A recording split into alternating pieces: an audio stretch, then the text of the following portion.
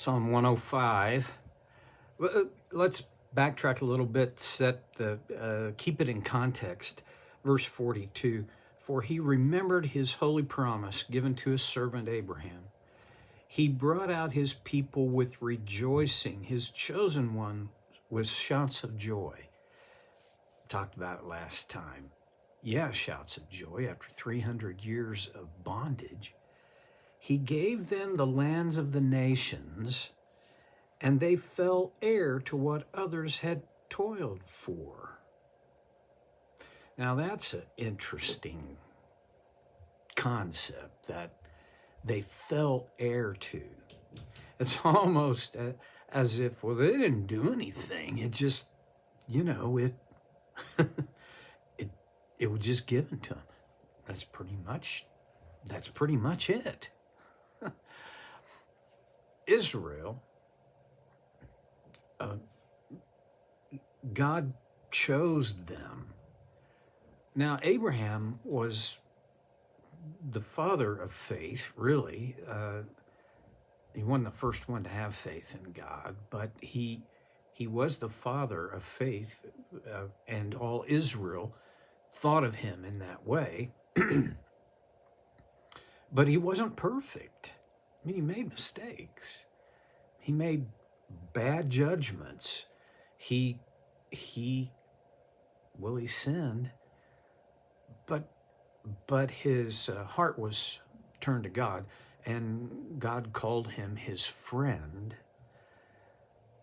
But then all the way through the years, until they left Egypt, Israel was not this stellar, nation of godly people. I mean, they were just human.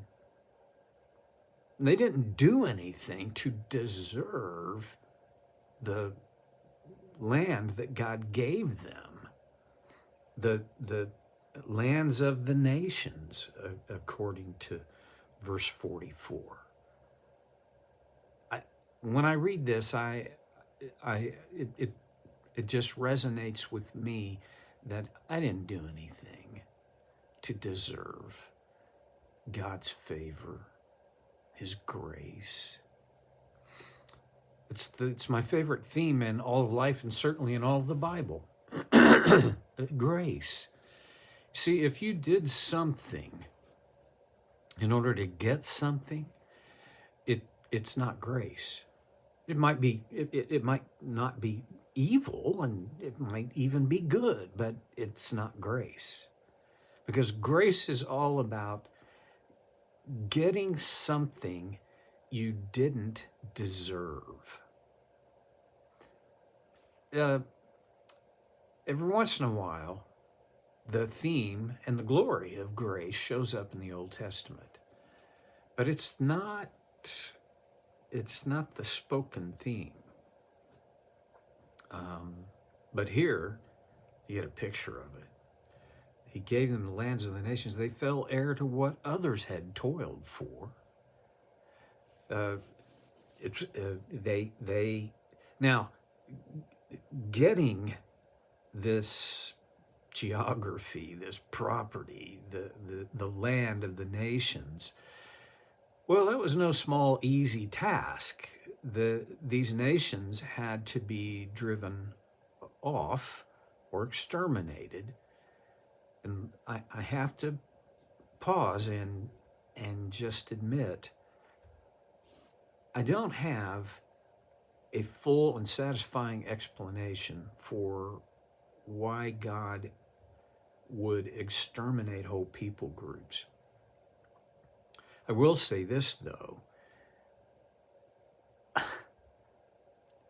Set it historically in context. This was the norm.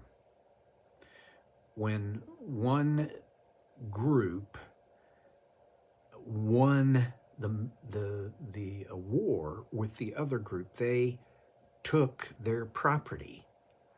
And to win that war, they basically exterminated the people on that property. It was barbaric and brutal, and it was the norm. That doesn't, in my mind, doesn't quite justify the total elimination of the nations that the Israel inherited.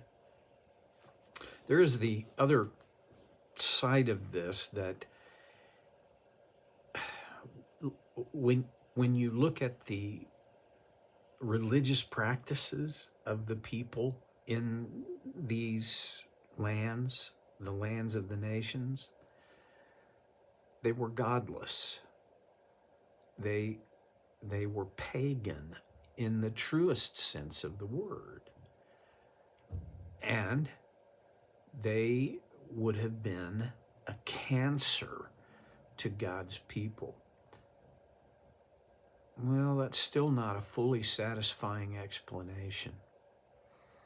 They fell heir to what others had toiled for. I am certainly in that group. I fell heir to my life as much as a result of the toil of my mom and dad and their mom and dad before them. I inherited faith before I had it for myself. Can you relate to that? I used to be embarrassed especially when I was in high school back in the 60s. It was a common practice that at rallies and camps and wherever Christian kids gathered, that kids would get up and give their testimony. I mean, I don't think I ever really did, because mine was so boring. I was kind of the Opie Taylor guy, right? I didn't get in trouble. I was way not perfect. But I didn't have any dramatic reckonings, or I don't ever remember a time. I truly do not remember a time when Jesus was not at the center of our lives. I don't ever remember a time that we didn't go to church. I truly do not remember a meal that we didn't pray before. I don't have any drama in my growing up. My faith was inherited from my parents, but it still had to become mine. And this happened in my teenage years, when I began to realize, and very imperfectly began to realize, God wanted a relationship with me. Now, at that point in time, I thought it was based on how good I could obey, and how few sins I committed, and how firmly I stood up for Jesus. That part I didn't have right, but I did for myself. I did call out to Jesus as best I could on his terms, and made him, again, as best I could, the owner, the Lord of my life. Now, God is so good, because he brought me to a place in my life where I began to realize that it was grace that put me in a relationship with him. And it's grace that keeps me in the relationship with him. and that obeying him, pardon me, is still at the heart of my life, but it's not so that he will accept me into a relationship. It's because he has accepted me into relationship. Well, they fell heir to what others had toiled for. And why? And this is verse 45, that they might keep his precepts and observe his laws. Do you see the sequencing? It's not that they kept his precepts and observed his laws and then they got their inheritance. It's the opposite. They got their inheritance so that they could keep his precepts and observe his laws. I see this as an essential pattern for you and me. We get the inheritance. And for us, that is the inheritance of God's grace. So that we might keep his precepts and observe his laws. Now, in the time left for today, let's talk about precepts and laws. Precepts, in my view, have to do with God's design. There are, I'm not sure precepts, for me, precepts and law are not the same thing. That the precepts grow out of the law. This is the framework within which I organize my life.